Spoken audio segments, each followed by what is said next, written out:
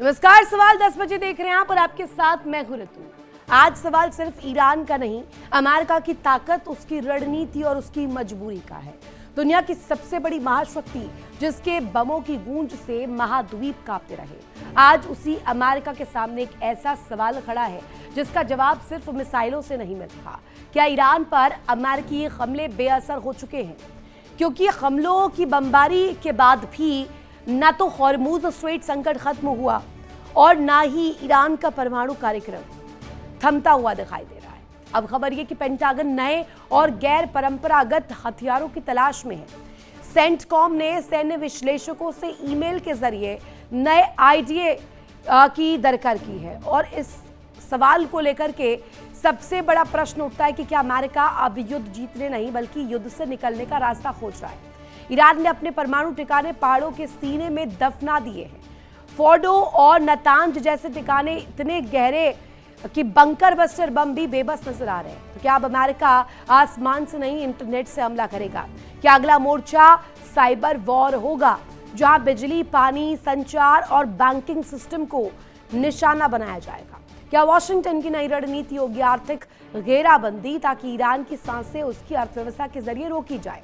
या फिर सबसे बड़ा सवाल कि क्या ईरान के भीतर असंतोष की चिंगारी को हवा देकर सत्ता को अंदर से हिलाने की तैयारी है? इस पूरी कहानी में एक किरदार है डोनाल्ड ट्रंप। चुनावी मंचों से उन्होंने वादा किया था अमेरिकी सैनिकों को विदेशी धरती के लंबे युद्ध में नहीं झोंकेंगे। ऐसे में ट्रंप के सामने दुविधा साफ खड़ी हो गई है कि ईरान को रोकना भी है और नए इराक, अफगानिस्तान जैसे दलदल से बचना भी है। इसी बीच एक बड़ी खबर सामने आ रही, शांति वार्ता का रास्ता खोलने के लिए ईरान का नया प्लान। हॉर्मुज में यूरोपीय देशों से माइन जो है हटाने पर विचार ईरान कर रहा है। जल्द नौसैनिक बलों को आदेश दे सकता है ईरान। समुद्री मामलों पर एक समझौता का रास्ता खुलने की उम्मीद है। ये बड़ी खबर इस बीच तो समुद्री मामलों पर एक समझौते का रास्ता खुलने की उम्मीद जताई जा रही है और इसी के साथ साथ क्या अब वापस से वार्ता का एक नया पहलू, एक नया जो प्रारूप है वो सामने आ सकता है? क्या इसी के इर्द गिर्द अब मिडिल ईस्ट की सियासत जो है वो रची जाएगी? आखिर होने क्या वाला है और क्या इसमें रणनीतिक तौर पर पैमाने हैं? किस रूप में ये पूरी जंग नजर आती है? और इसी खबर पर बातचीत करने के लिए मेरे साथ खास मेहमान जुड़े हुए हैं। ग्रुप कैप्टन यूके देवनाथ और कमांडर डॉक्टर भूषण दीवान सर भी हमारे साथ जुड़ेंगे। लेकिन इसी को लेकर के हमारे साथ अभी फिलहाल डॉक्टर स्वतंत्र कुमार मुझे ज्वाइन कर चुके हैं विदेश मामलों के जानकार के रूप में। दोनों का ही स्वागत करूंगी। सबसे पहला प्रश्न स्वतंत्र सर आप ही से, हॉर्मुज का भी संकट बरकरार है, दूसरी तरफ वार्ताओं को लेकर के भी इस वक्त हलचल नजर आ रही है कि वार्ता होगी नहीं होगी, अधर में लटकेगी या सफल होगी। इस बीच आपको क्या लगता है कि अब अमेरिका एक नए प्रारूप के तौर पर साइबर वॉरफेयर खेल सकता है क्या? देखिए मैम, ऐसा है कि अमेरिका के पास जो ऑप्शंस है ना, they are running out of options right now. और शायद वही वजह है कि अमेरिका अब डायरेक्टली ईरान के साथ बात भी नहीं कर रहा, ओमान बात कर रहा है। तो दिक्कत क्या है कि क्योंकि उनके पास ऑप्शंस नहीं बचे हैं, इसलिए हो सकता है जितने ऑप्शंस बचे हुए हैं उन सब पे विचार करें। पॉसिबल है कि वो साइबर वार शुरू करें, लेकिन साइबर वार शुरू करने के साथ बहुत सारी मुश्किलें उनकी भी बढ़ जाएंगी। क्योंकि देखिए, ईरानियंस कोई मतलब टॉडलर्स तो है नहीं। उन लोगों को भी पता है कि आईटी कैसे चलता है, साइबर वॉर कैसे चलता है, और चाइना उन्हें असिस्ट करता है। तो चाइना के पास अच्छी खासी कैपेबिलिटीज हैं साइबर वॉर रन करने के लिए। तो अगर यूएस साइबर वॉर पे आएगा तो ईरान भी साइबर वॉर पे जा सकता है। और देखिए, आजकल छोटे छोटे कंट्रीज में बड़े जबरदस्त हैकर्स होते हैं।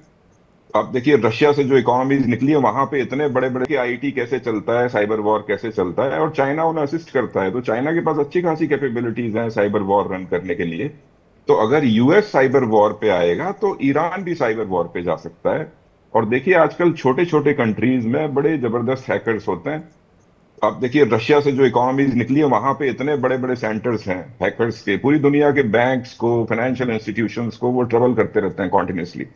तो ऐसा नहीं है कि जो हैकिंग कैपेबिलिटीज हैं या साइबर वॉर कैपेबिलिटीज हैं वो यूएस के पास ही हैं, बाकी लोगों के पास भी हैं।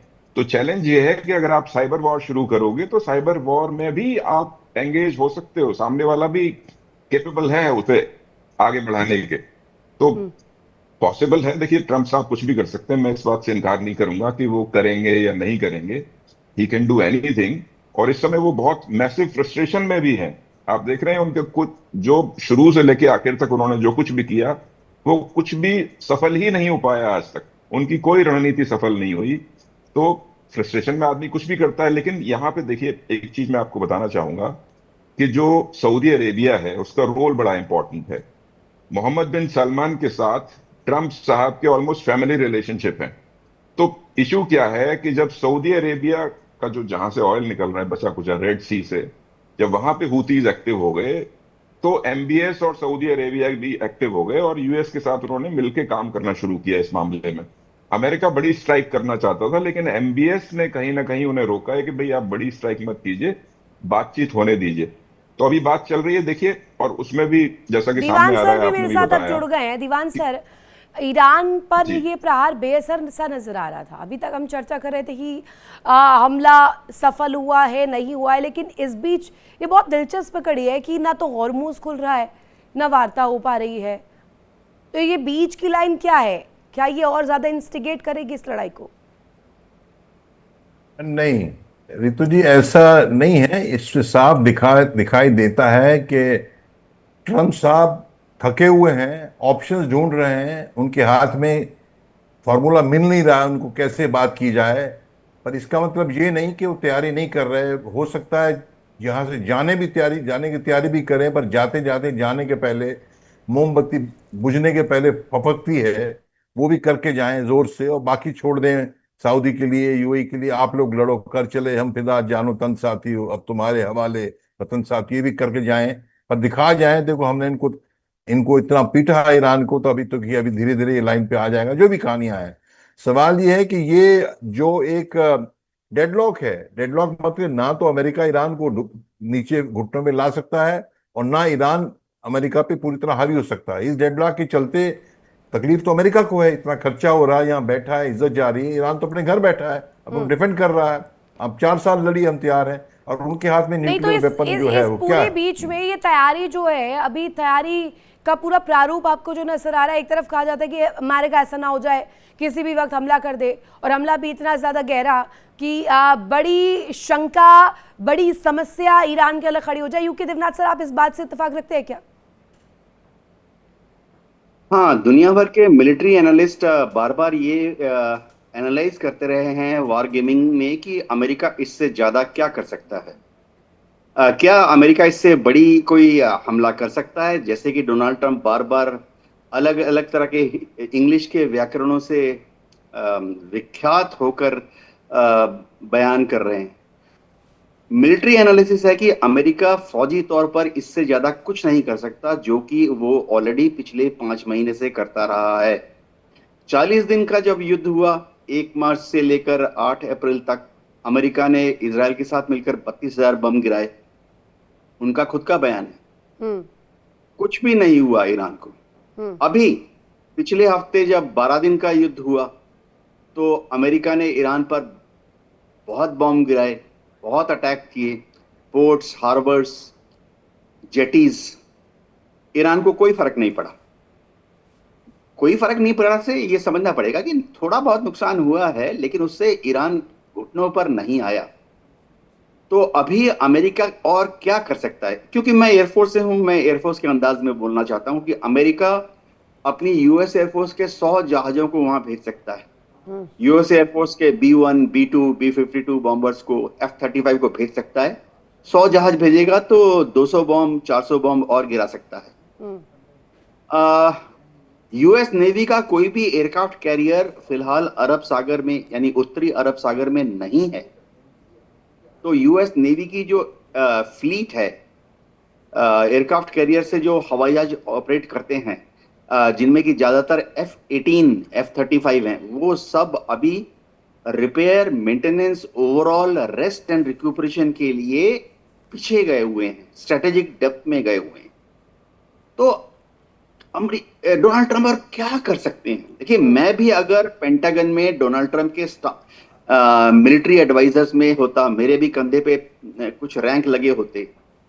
मैं डोनाल्ड ट्रंप ऐसा शख्सियत है कि मैं उनको सही एडवाइस नहीं देता, क्योंकि मालूम है कि अगर मैं डोनाल्ड ट्रंप को सही एडवाइस दूंगा बतौर नहीं, मिलिट्री अभी जनरल। राय शुमारी और इन सब चीज़ों के लिए अब वक्त बचा है नहीं बचा, ये भी बहुत प्रश्नों के घेरे में है कि अब इसके लिए पूरी तरीके से टाइम एलोकेट करना भी चाहिए, क्योंकि ये वेस्टेज ऑफ टाइम ना साबित हो जाए, क्योंकि वार्ताओं में हम वही देख रहे हैं, वही हो रहा है। स्वतंत्र सर, ऐसा ही है ना कि अगर स्थिति बनती जा रही है कि आप जंग को और भीषण प्रारूप दे दे, एक बड़ी खबर उसके बाद स्वतंत्र सर प्लीज इस पर अपनी राय दीजिएगा। जंग जीतने के लिए ईरान की नई रणनीति तैयार हो गई यार, ईरान कहीं से पीछे नहीं हट रहा है। ईरान नए नए फॉर्मूले यहाँ लाता हुआ नजर आ रहा है। यूएस और उसके सहयोगियों पर दबाव बनाने की कोशिश, सैन्य आर्थिक दबाव बढ़ाने की रणनीति पर काम कर रहा है ईरान। लड़ाई जितनी लंबी चलेगी यूएस पर उतना ही ज्यादा दबाव बढ़ेगा, तेहरान ये साफ कर चुका है। स्वतंत्र सर, यही तो पहले भी आइडियोलॉजी थी, अब इसमें क्या नए चेंजेस आए हैं, प्लीज डिकोड कीजिएगा हमारे लिए। रितु जी देखिए, इसमें सारा जो मैटर है आप एनालाइज करेंगे तो आपको ये पता चलेगा कि यूएस इस लड़ाई में अनप्रिपेयर्ड आया। वो सिर्फ उनके पास एक चीज थी कि पिछला वाला जो उनका एक्सपीरियंस था वो बड़ा अच्छा था कि भाई वन डे में उन्होंने साउथ अमेरिका में एक वॉर खत्म कर दी, उसके साथ वो यहाँ पे आ गए एंड दे ट्राइड कि भाई यहाँ पे भी ऐसा ही कर लेंगे। दे वर अनप्रिपेयर्ड। एरोगेंट जो होता है ना वो हमेशा अनप्रिपेयर्ड होता है, क्योंकि वो अंधा होता है somewhere down the line. Iran arrogant नहीं था। ईरान तो इस चीज की लड़ाई की शुरुआत बहुत पहले से उसके साथ चल रही थी और तैयारियां तो सालों से चल रही थी। तो उसने क्या किया, 20,000 वाले ड्रोन्स बनाए जो $20,000 में बन जाते हैं। उसके अलावा अंडरग्राउंड कैपेबिलिटीज उन्होंने डेवलप की। उनके जैसे आपने ऋतु जी खुद ही बताया कि उनके जो एटॉमिक फैसिलिटीज हैं वो सारे डीप इनसाइड पहाड़ों के अंदर बना दिए उन्होंने। तो उनकी तैयारी थी, लेकिन यूएस की तैयारी नहीं थी। उन्होंने ये सोचा कि भाई हम एक बार जाएंगे, बम्बार्डमेंट करेंगे, बात खत्म, सारी लीडरशिप खत्म, और उसके बाद ईरान में हम तख्ता पलट कर देंगे, एवरीथिंग विल बी फाइन। तो लार्जर प्लान वहां पे क्या है, वो अब्राहम एकॉर्ड के साथ जुड़ा हुआ है। वो ये चाहते हैं कि जो इजराइल है उसकी एक्सेप्टेंस पूरे अरब वर्ल्ड में बन जाए। अब्राहम एकॉर्ड जब ट्रंप साहब आए थे लास्ट टर्म पे तो उन्होंने ये बात शुरू की थी, और उसके बाद यूएई ने साइन भी किया था अब्राहम एकॉर्ड को, लेकिन सऊदी अरेबिया को चाहते थे कि साइन करे, उन्होंने साइन नहीं किया। बिकॉज सऊदी अरेबिया थोड़ी सी लिबरल पॉलिसीज के साथ चलता है, अमेरिका के साथ काम कर रहा है। नहीं, पॉलिसीज का आपको लगता है कुछ ज्यादा असर पड़ेगा? पॉलिसीज, सैंक्शंस, प्रतिबंध, ये सब ऐसा लग रहा है अधर में चले गए, ये सिर्फ जुमले अब साबित हो रहे हैं। स्वतंत्र सर देखिए मैम, ऐसा है ना कि ईरान के ऊपर अब इन चीजों का कोई फर्क नहीं पड़ने वाला। अब इस वॉर को देखिए कितना लंबा समय हो गया, 4-5 महीने हो चुके। तो इतने लंबे समय में आप वैसे भी और ज्यादा रेजिलियंट हो जाते हैं, और जब आपको पता है कि आपकी स्ट्रेटेजी काम कर रही है, सामने वाले की नहीं कर रही, तो फिर आप तो मजबूत स्थिति में पाते हैं ना खुद को। आप देखिए स्ट्रेट ऑफ हॉर्मुज की आप बात कर लीजिए। स्ट्रेट ऑफ हॉर्मुज पे अमेरिका ने पूरी कोशिश कर ली, लेकिन स्ट्रेट ऑफ हॉर्मुज को वो सिक्योर नहीं कर पाए शिप्स के लिए। तो अब फाइनली क्या हो रहा है कि ओमान और हमारे ईरान जो है वो बैठ के बात कर रहे हैं कि भाई स्ट्रेट ऑफ हॉर्मुज पे हम ऐसा कर लेते हैं कि अगर शिप्स अंदर आएंगे तो वो आपको टोल फी देंगे, और बाहर जाएंगे तो हमें देंगे। तो अमेरिका का क्या हुआ? अमेरिका तो has completely lost the plot. उनकी तो स्थिति खराब हो गई सारे मैटर में। ये प्लॉट क्रॉस हुआ है या एक्चुअली क्रॉस करवाया गया है, ये भी प्रश्न होगा ना। ये प्लॉट क्रॉस हुआ है, करवाया गया है, दैट्स ऑल्सो। अब इस वॉर को देखिए कितना लंबा समय हो गया, 4-5 महीने हो चुके। तो इतने लंबे समय में आप वैसे भी और ज्यादा रेजिलियंट हो जाते हैं, और जब आपको पता है कि आपकी स्ट्रेटेजी काम कर रही है, सामने वाले की नहीं कर रही, तो फिर आप तो मजबूत स्थिति में पाते हैं ना खुद को। आप देखिए स्ट्रेट ऑफ हॉर्मुज की आप बात कर लीजिए। स्ट्रेट ऑफ हॉर्मुज पे अमेरिका ने पूरी कोशिश कर ली, लेकिन स्ट्रेट ऑफ हॉर्मुज को वो सिक्योर नहीं कर पाए शिप्स के लिए। तो अब फाइनली क्या हो रहा है कि ओमान और हमारे ईरान जो है वो बैठ के बात कर रहे हैं कि भाई स्ट्रेट ऑफ हॉर्मुज पे हम ऐसा कर लेते हैं कि अगर शिप्स अंदर आएंगे तो वो आपको टोल फी देंगे, और बाहर जाएंगे तो हमें देंगे। तो अमेरिका का क्या हुआ? अमेरिका तो has completely lost the plot. उनकी तो स्थिति खराब हो गई सारे मैटर में। ये प्लॉट क्रॉस हुआ है या एक्चुअली क्रॉस करवाया गया है, ये भी प्रश्न होगा ना। ये प्लॉट क्रॉस हुआ है, करवाया गया है, that's also a big question. स्वतंत्र सर, एक बड़ी खबर, अमेरिकी विदेश मंत्री मार्को रूबियो का बड़ा बयान इस बीच आ गया है, और इस बयान के जरिए अब पूरी जो सियासत है इस ग्लोबल ऑर्डर की वो कहीं ना कहीं चर्चा में आ गई है। परमाणु कार्यक्रम को लेकर ईरान के परमाणु कार्यक्रम को पूरी तरीके से खत्म करना लक्ष्य है मार्को रूबियो कह रहे हैं अभी हमारा फोकस हॉर्मूज है, इसके बाद परमाणु पर भी लंबे समय की बातचीत होगी और उसके बाद क्लियरेंस मिलेगा और इसी को प्रारूप के तौर पर रखा गया। दीवान सर, अभी एक होड़ जो है मार्को रूबियो इसमें फिट इन हो पाएंगे क्या? एक होड़ मैं जिसकी जिक्र कर रही हूँ वो ये कि डोनाल्ड ट्रंप का बेहद करीबी कौन है। मार्को रूबियो तो यही दिखा रहे हैं फिलहाल। आप सही कह रही हैं, ये अलग अलग टाइप के बयान दिए जाते हैं ये दिखाने के लिए, दर्शाने के लिए भाई हमारे पास भी ऑप्शंस हैं, हमने हथियार डाल नहीं दिए, जो वास्तव में डाल चुके हैं। पर मैं आपको दो चीज़ें कहना चाहता हूँ, जो साइबर अटैक की बात है या और सेंक्शन बढ़ाना, फाइनेंशियल जो चैनल है ईरान की उसको और टाइट करना, या तीसरा अंदर से बगावत कराना, तीनों चीज़ें अमेरिका नहीं कर सकता है। आप देखना जब साइबर अटैक होगा तो डिसैलिनेशन प्लांट हैं, पावर प्लांट है ईरान की, उन पे वो उनको बाधित करना चाहेंगे। तो आप समझते हैं ईरान नहीं बाधित करेगा सऊदी की, यूए की, वो सब इंटरनेट से वो साइबर अटैक से करेगा, नंबर वन। इसलिए वो काउंटर प्रोडक्टिव होगा अमेरिका के लिए। अंदर खाने रिवोल्ट कराना, आईआरजीसी में तकलीफ है, आपस में जो भी है बड़ा मुश्किल है। क्यों? लड़ाई के दौरान रिवोल्ट को एकदम बड़ी मजबूती से, तो ईरान इसमें सफल हो पाएगा नहीं हो पाएगा, प्रश्न इसको लेकर नहीं हो पाएगा। हाँ नहीं, नहीं सब मतलब वही सब। और दूसरा जो साइबर अटैक, आप देखना साइबर अटैक हुआ और पहले दिन ही जो केबल्स है ना इंटरनेट की, जो पर्शियन गल्फ हॉर्मूज से निकल रही हैं, उसने तो कह दिया, ईरान ने तो कह दिया हम इस लाइन को ही कट कर देंगे। आप इस्तेमाल कैसे करेंगे? एग्जैक्टली। तो ना अंदर खाने वो कर सकते हैं, ना इकोनॉमिक सेंक्शन कर सकते हैं। अक्लमंदी तो इसी में है ईरान अमेरिका की कि वो बैठ के बातें करे।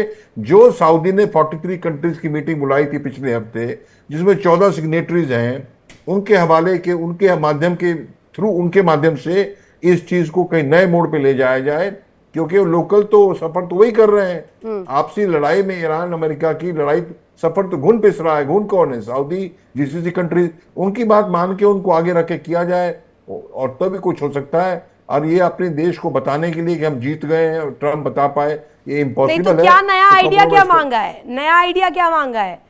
एक्सपर्ट से कह रहे हैं कि आप अपनी आइडियाज भेजिए। ये वो कॉन्टेस्ट चल रहा है, आईआरजीसी खुद डिकोड नहीं कर पा रही है। वही तो कंपटीशन चल रहा है ना, किसको बेस्ट एसे किसका है, उसको प्राइज देना है हमने।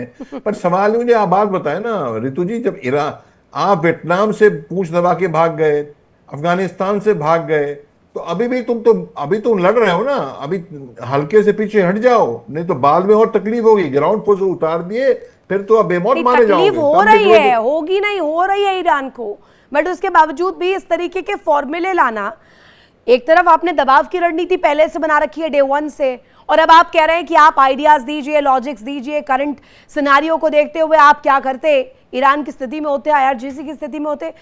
कि बहुत डिलुलू वर्ल्ड लग रहा है यूके देवनाथ सर मुझे, कि आप सजेस्ट करवाइए, आईआरजीसी उस पर कदम रखेगा।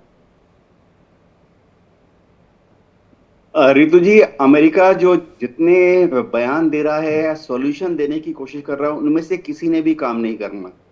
एक ही चीज फिलहाल काम करेगी, अगर अमेरिका ईरान के ऊपर दबाव कम कर दे, एक ही चीज काम करेगी कि फिलहाल अगले 1 महीने या 2 महीने के लिए या 3 महीने के लिए स्ट्रेट ऑफ हॉर्मुज का जो एडमिनिस्ट्रेटिव कंट्रोल है वो अमेरिका ईरान को चलाने दे। इससे ईरान थोड़ा पैसिफाई हो सकता है और शायद अपनी तरफ से भी थोड़ा कॉम्प्रोमाइज करने के लिए तैयार हो सकता है। यही शुरुआती बिंदु है। इस शुरुआती बिंदु के बगैर बातचीत, बाकी सब तो ढकोसले हैं। Nuclear power plant, atom bomb, 400 kilo uranium, वो तो बहुत बाद की बात है। पहली चीज अमेरिका को कंसेशन देनी पड़ेगी कि स्ट्रेट ऑफ हॉर्मुज ईरान का है, ईरान ही चलाएगा ओमान की मदद से। जी बिल्कुल, और निश्चित रूप में ये अगर कहा जाए बात सीधे तौर पे यूके देवनाथ सर, कंडीशन तो यही बनती हुई नजर आ रही है, अमेरिका हो, ईरान हो या दूसरे जो अरब कंट्रीज हैं, अभी बंकर्स में परमाणु बम छिपे हुए हैं, इसको लेकर के भी जिक्र किया गया। स्वतंत्र सर, आप जरा इसे डिकोड कीजिएगा, पेंटागन का ये स्ट्रैटेजिक अप्रोच क्या दिखा रहा है आपको? तो लग रहा है कि जो उनका स्ट्रेटेजिक अप्रोच है वो पूरी तरह से फेल हो गया है। I think that is not working at all. और मैं आपको एक चीज बताऊं, इसमें बड़ी फनी सी एक बात है। अगर डोनाल्ड ट्रंप साहब सिर्फ अनाप शनाप बोलना बंद कर दें, एक सेंस ऑफ म्यूचुअल रेस्पेक्ट दिखाएं, तो इस वॉर के एंड की शुरुआत हो सकती है। वो जो जब भी बातचीत शुरू होती है वो ऐसा कुछ बोल देते हैं कि सामने वाले को बहुत हर्ट करता है। एंड प्रोबेबली उसी, देखिए हर कंट्री में क्या है ना, एक पॉलिटिकल सिस्टम है, कोई बंदा उस पॉलिटिकल सिस्टम को चला रहा है। अब आप उसके लिए उल्टी सीधी बात बोलेंगे वो अपने लोगों के बीच में, तो फिर अनपॉपुलर हो जाएगा अगर आपकी गलत बातों को एक्सेप्ट कर ले।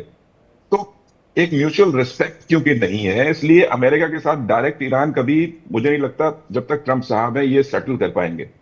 सेटल वही कर पाएंगे जैसे देवनाथ साहब कह रहे हैं कि भाई जो मिडिल ईस्ट में प्लेयर्स हैं, जीसीसी वाले प्लेयर्स हैं, उन लोगों को आगे तो करके ही इज अमेरिका इस गोना चीज को सॉर्ट इनिशिएट आउट दी कर सकता है। साइबर वॉर, अगर मैं कहूं? साइबर वॉर, देखिए मैंने पहले भी आपसे कहा, cyber war is not that easy. और अगर अमेरिका साइबर वॉर इनिशिएट करेगा तो साइबर वॉर कैपेबिलिटीज आजकल ऑलमोस्ट हर जगह हैं। आप इंडिया में छोटी छोटी जगह पे जाएंगे तो आपको साइबर हैकर्स मिल जाएंगे जो ये काम कर सकते हैं, और करते हैं लोग पैसे के लिए। तो साइबर कैपेबिलिटीज इस समय सिर्फ अमेरिका के पास नहीं है, वो पूरी दुनिया में हर जगह है। आप कीजिए तो सामने वाला भी करेगा। Right. That's not the solution actually. जी दीवान सर, एक तो इसमें विश्लेषकों को लेकर अगर सवाल करें, एक्सपर्ट्स अलग अलग राय दे रहे हैं। स्वतंत्र सर, अगर आपको कंप्लीट करना जल्दी से क्लिक कर लीजिए, फिर दीवान सर के पास जाते जी मैम, मैं यही कह रहा था कि cyber war is not the solution. और आप जैसा दीवान साहब ने भी कहा कि वो जो कुछ भी करना चाहते थे, दे हैव ट्राइड एवरीथिंग, और उसके बाद भी वो कहीं किसी सॉल्यूशन पे नहीं पहुंच पाए। ऑपरेशन से वो ईरान को हटा नहीं सकते इस वॉर से, ऑपरेशन उनका फेल हो गया पूरी तरह से। डायलॉग ही एक चीज है जो बची हुई है। अगर डायलॉग, और फिर डायलॉग में क्या है कि डायलॉग आप शुरू करते हैं, फिर अनाप शनाप बातें बोलते हैं, तो डायलॉग डिप्लोमेसी आ पाएगी नहीं आ खत्म हो पाएगी, ये भी जाता तो है। इंपॉर्टेंट है। दीवान सर, डायलॉग डिप्लोमेसी असरदार होगी अभी? वही असरदार होगी, पर आपने को अपने ट्रम्प साहब को अपनी ईगो को खाना पड़ेगा, निगल जाना पड़ेगा, तभी काम होगा। और और वो ये होगा। अपनी ईगो पर वो बड़ा मुश्किल है उनके लिए। तो इसलिए मैं यही कह रहा हूं, अगर अपने जो डिप्टीज उनके हैं, चाहे वाइस प्रेसिडेंट तो देखिए साइलेंट है, वांस बिल्कुल साइलेंट है, वो वॉर के फेवर में नहीं थे। उनकी मौजूदगी में उनको सपोर्ट किया जाए, आप करिए इसको, सुलझाइए बातचीत। मैं ही बच गया, मेरा भी नाक पकड़ी बच गई, मैं बीच में नहीं घुसा हूं, आप करो। अब ये मानेंगे तो फ्रांस ने जो करना है करेगा। तो इनके पास क्या चारा बचा? अमेरिका पास कोई चारा बचा नहीं है। और क्योंकि जस का तस जवाब मिल रहा है ना हर चीज में, कोई सा वॉर करो, कोई सी भी, एक्सेप्ट ग्राउंड ट्रूप्स। और ग्राउंड ट्रूप्स तो बड़ी फंसने वाली बात है। तो ईरान तो दबा प्रेशर देगा। क्यों क्रिएट कर रहा है ईरान? अभी प्रेशर क्रिएट करने के लिए समय बचा है उसके पास क्या? और इट्स हाई टाइम। सब उसके पास, सब कुछ उसके पास है। प्रेशर क्रिएट नहीं करेगा तो अमेरिका चढ़ जाएगा उसके ऊपर। और ये प्रेशर आज से नहीं रितु जी, मैं कई बार ये आपके चैनल पे बोला है, 40 साल से जो टैंकर्स वॉर हुआ था 1980 से 88 तक, उसको 48 साल हो गए खत्म हुए।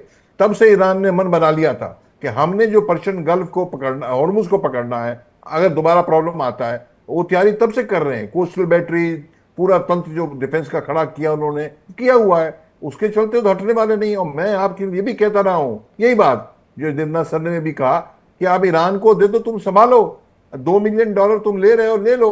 एक ही डॉलर पर बैरल बढ़ेगा ना, अभी तो $50, $10 कहीं भी जा सकती चीज। और वो फिर यूएनओ नहीं मानती। यूएनओ क्या मानती? अमेरिका अटैक कर दे, वो तो नहीं मानती कुछ भी। फिर तो ट्रम्प के लिए टेंशन वाली बात है। ट्रम्प के लिए टेंशन वाली बात है ये। पीछे हट जाए ना, वांस को दे दो, हम हैंडओवर करो, वांस करेगा भाई, हम वांस को दे रहे हैं, चीज सुलझाएगा। कोई देखो, जब आप भागोगे, वियतनाम से आप भागे दुम दबा के, कितनी टेंशन की बात हो गई। 20 साल के बाद किया। अफगानिस्तान से भागे 20 साल के बाद, कितनी टेंशन हो गई। देर से टेंशन तो होनी है ना, आपको इलाज क्योंकि नहीं है। सर तो टेंशन में, दुविधा में अब ट्रम्प, ये सुनेंगे। आई होप वो दीवान सर के एनालिसिस भी सुने, उनके लिए थोड़ा सा बेहतर होगा। अगर ईरान में फतह हासिल करनी है, जो वो अभी डिल्यूशनल विक्ट्री को दिखा रहे हैं, उसे एक्चुअल में कन्वर्ट करना है, तो इस ऊहापोह की स्थिति से बाहर निकलना होगा ट्रम्प को।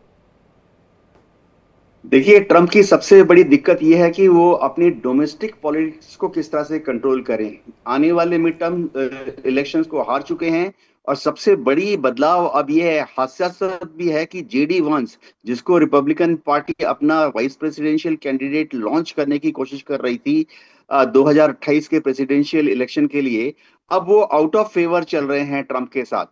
और मार्को रूबियो जो हैं, वो अब ज्यादा लॉयल्टी दिखाते हुए अपने को next vice presidential candidate Republican party की तरफ से लॉन्च करने की तैयारी में हैं, और शायद उनको डोनाल्ड ट्रंप का आशीर्वाद भी मिल जाए। ये दिखाता है कि अमेरिका का जो ईरान युद्ध है उसका अमेरिका के अंदर कितना व्यापक और विपरीत इफेक्ट पड़ रहा है? जी नहीं, पर बेअसर हो रहा है, ऐसा लग रहा है ईरान अभी भी वही कंडीशन है, डू और डाई, उसके लिए खोने के लिए कुछ नहीं बचा है, सर्वाइवल मोड ऑन कर दिया है। स्वतंत्र सर, अब तो चाहे अमेरिका आ जाए, चाहे चाइना आ जाए, कोई भी दुश्मनी लेकर आ जाए, हालांकि अभी रूस और चाइना सपोर्ट कर रहे हैं, लेकिन in future if the case comes arises की चाइना भी इसको अपोज करे, तो भी मुझे लग रहा है ईरान अभी सर्वाइवल मोड में है, वो कुछ भी करेगा। देखिए, चाइना कभी ऐसा नहीं करेगा, क्योंकि चाइना और अमेरिका ट्रेड वॉर में है आज की तारीख में, और चाइना को ये पता है कि अमेरिका नीचे जा रहा है और वो ऊपर जा रहे हैं, and you can see that everywhere. तो वो ऐसा क्यों करेगा? उसे तो ईरान एक बढ़िया साधन मिल गया है जो अमेरिका को एंगेज करके रखेगा। अमेरिका एंगेज रहेगा। आप देखिए, पेंटागन को डिफेंस कॉन्ट्रैक्ट्स को 4-4 गुना बढ़ाना पड़ रहा है, तो पैसा लग रहा है उनका। आप $4 मिलियन की एक पैट्रियट मिसाइल किसके अगेंस्ट फायर कर रहे हैं? $20,000 के एक ड्रोन के अगेंस्ट। तो आपकी जो कॉस्ट है वॉर में, वो तो बहुत ज्यादा है as compare to Iran. Iran ने तो लो कॉस्ट रखा है, छोटे छोटे 2 स्ट्रोक इंजन से उन्होंने ड्रोन्स बना लिए। उन ड्रोन्स को फायर कर देते हैं और स्वाम के फॉर्म में फायर करते हैं, आपके पैट्रियट मिसाइल 1-2 को हिट करते हैं, बाकी वो निकल जाते हैं। तो बड़ी डिफिकल्ट सी स्थिति है, उन्होंने बड़ी लो कॉस्ट वॉर लड़ी है। अमेरिका को प्रॉब्लम्स आ रही हैं, उनके साथ दिक्कत ये भी है कि डोमेस्टिक जो इन्फ्लेशन है वो भी कॉन्टिन्यूसली बढ़ रहा है, आपके डिफेंस कॉन्ट्रैक्ट्स का साइज बढ़ रहा है, आपके खर्चे बढ़ रहे हैं, फिर आपकी कैजुअलिटीज भी हो रही है मिडिल ईस्ट में। अभी कुछ सोर्स से बताते हैं कि around 600 Americans have died in this war. तो बस अभी इसके बाद मैं कहूंगी बेस्ट सजेशन क्या हो सकता है आईआरजीसी के लिए अभी, क्योंकि वो खुद ही मांग रहे हैं आइडियाज। नहीं, मैं इस बारे में थोड़ा सा क्लैरिटी चाहता हूँ। आईआरजीसी के लिए आप चाह रहे हैं या यूएस के लिए? मैं आईआरजीसी के पक्ष में पूछ रही हूँ कि आईआरजीसी इस केस में अगर आगे बढ़ता है, आइडियाज दीजिए। अमेरिका मांग रहा है आइडियाज, अलग अलग दड़ों पर, अलग अलग प्लेटफॉर्म्स पर दोनों ही अपनी डिप्लोमेसी कर रहे हैं। देश के भीतर भी राजनीति करनी है, देश के बाहर भी वॉर को आगे बढ़ाना है। तो इस कंडीशन में हम आस्किंग यू। जी जी जी, तो देखिए, आईआरजीसी का जहां तक मैटर है, they are playing the long haul. वो वेटिंग गेम खेल रहे हैं और वो थोड़ा थोड़ा स्ट्राइक करते हैं, क्योंकि उनको पता है कि भाई हमें बहुत ज्यादा कॉस्ट इस वॉर में इनकर नहीं करनी, हम लंबे चलते रहेंगे अगर सिर्फ हमने स्ट्रेट ऑफ हॉर्मुज को कंट्रोल कर रखा है और हमारे जो प्रॉक्सीज है वो एक्टिव है, हुतीज, और बाकी प्रॉक्सीज हमारे एक्टिव हैं, हुतीज एंड हिजबुल्ला, तो हमारा काम चलता रहेगा। उन्हें बड़ी लंबे खर्चे नहीं करने। अगर अमेरिका की तरफ से किसी और तरह का ऑफेंसिव होता है, जैसा आप रितु जी कह रही थी कि भाई साइबर अटैक की बात होती है, तो definitely they can do it. और आप देखिए किस तरह का सोशल मीडिया कैंपेन उन्होंने ट्रंप के अगेंस्ट चलाया था, टाको ट्यूजडे करके, आपने वॉच भी किया होगा, बड़ा वायरल हुआ था वो कैंपेन। तो ऐसा नहीं, आईटी कैपेबिलिटीज भी उन लोगों के पास है। और जहां तक सपोर्ट का सवाल है, तो देखिए उनके पीछे रशिया और चाइना दोनों बैठे हैं, जहां जरूरत होगी दे विल सपोर्ट। नहीं तो दीवान सर मुझे ये बताइएगा, सपोर्ट तो करेगा, लेकिन अगर मैं इस सजेशन को देखूं, एक ऐसी स्थिति आन पड़ी कि अदना सा ईरान अमेरिका के लिए एक ऐसा कंडीशन बना रहा है कि अब उसे आइडियाज मांगने पड़ रहे हैं, एक्सपर्ट्स की राय मांगनी पड़ रही है। कहां का सुपर पावर और कैसी शक्ति? मॉडर्न वर्ल्ड में, नॉलेज सोसाइटी में, we should not be ashamed of copying and not be ashamed of asking anything from anybody. तो अच्छी बात है, इतना तो खुले आप, इतनी तो ईगो में मस्त नहीं है, घमंड में चूर तो नहीं आप, अच्छी बात है। पर सवाल ये है, वो महात्मा बुद्ध के टाइम भी हुआ था, जिस पक्षी को मारा और जिसने बचाया, कि बचाने वाले का जो वर्चस्व है मारने वाले के वर्चस्व से 10 गुना ज्यादा होता है। यूक्रेन को रूस दबा नहीं पाया, ईरान को क्या दबाएंगे बाहर से आके आप? भाई 10 गुना ही वर्चस्व उसका है, वो तो बैठा है। वॉर ऑफ एट्रिशन ये होता है। औरंगजेब आता था डेक्कन में, और विड्रॉ कर जाओ। 62 वॉर में चीन आ रहा था, और पीछे आ जाओ। तो सीज फायर किसने किया था? 1962 में चीन ने किया था। क्यों? इतना लंबा सप्लाई लाइन हो गया था। थोड़ा कंट्रोवर्शियल सवाल होगा, लेकिन अगर इस पे मैं पूछूं कि ईमेल में कुछ ऐसी राय आ जाए जिसमें डोनाल्ड ट्रंप को कह दिया जाए लोगों द्वारा कि आप ही सत्ता से हट जाइए क्योंकि आप ही वजह है इसकी, तो वो अगर आप देंगी तो आपकी नौकरी जाएगी, मैं दूंगा तो मुझे आप चैनल पे नहीं बुलाएंगी। ये तो कोई नहीं बोल सकता ना उनको। सच्चा देवदास साहब ने बोला, भाई वो राजा को एक जो बताने वाला था मैसेंजर, राजा साहब हमारी सेना हार रही है, राजा हार रही है, फांसी चढ़ा दो। इस टाइप के राजा हैं जो सच्चाई नहीं सुनना चाहते। भाई वो आप देखिए बॉडी लैंग्वेज, मीटिंग कर रहे होते हैं वो सारे यस सर, इससे पहले कुछ बोलता है You won't काफी listen that डिल्यूजनल वैसे और बोल। कंफ्यूजनल स्टेट में इस वक्त डोनाल्ड ट्रंप अमेरिका अब कहाँ डिप्लोमेटिक टर्न लेता है, किस आइडिया पर मुखरता के साथ काम करता है, देखने वाली बात होगी। बहरहाल आप तीनों ने ज्वाइन किया, कीमती वक्त दिया, इसके लिए बहुत शुक्रिया। मेरे पास इतना ही वक्त था, इसी के साथ यार रुकेंगे एक छोटे से ब्रेक के लिए। आप बने रहिए इंडिया डेली के साथ।